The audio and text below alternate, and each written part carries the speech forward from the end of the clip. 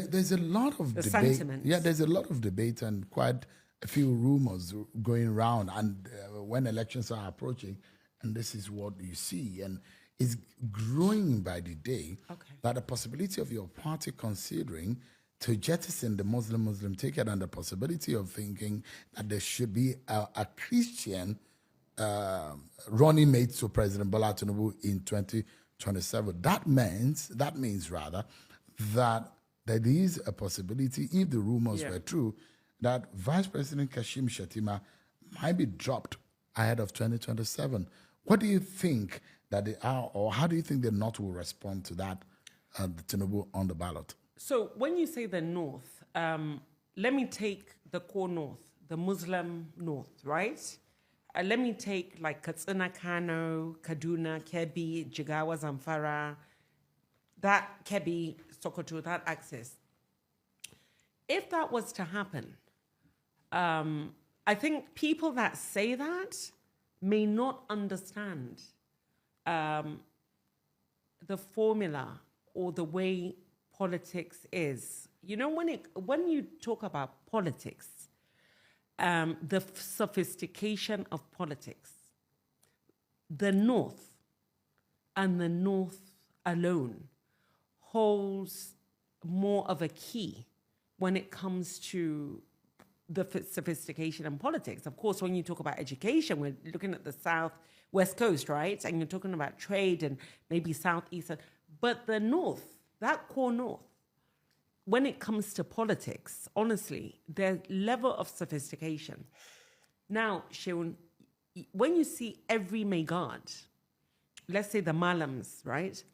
The one thing that you're going to see in his hand is a radio. Since I was small, I talked to you about me being a Fulani herdswoman. I come from a very rural area in Katsina State.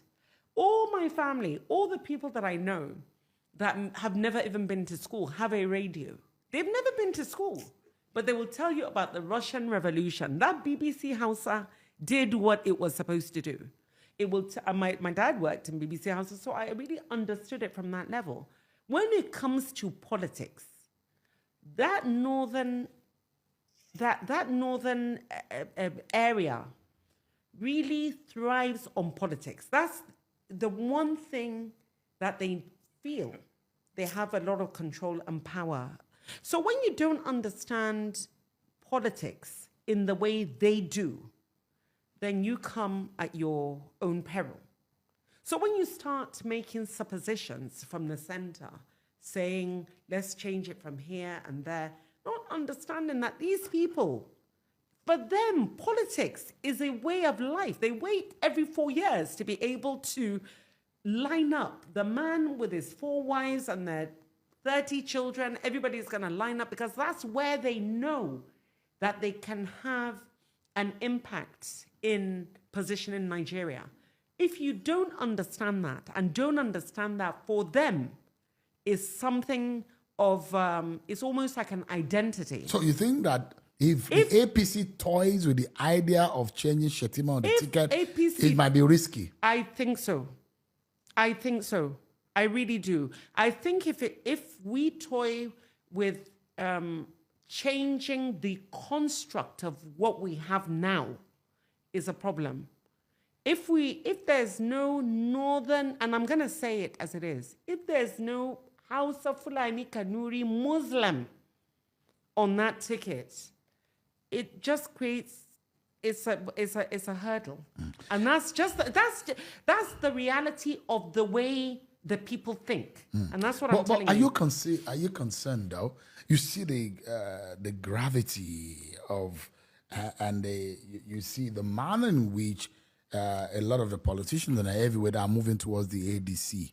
It's a tsunami of some sort, politically speaking. The gladiators are on one side, the ruling party is on this side, and their main agenda is get Bola Tinubu, send him back to Lagos. That is their agenda. Are you concerned about which gladiators?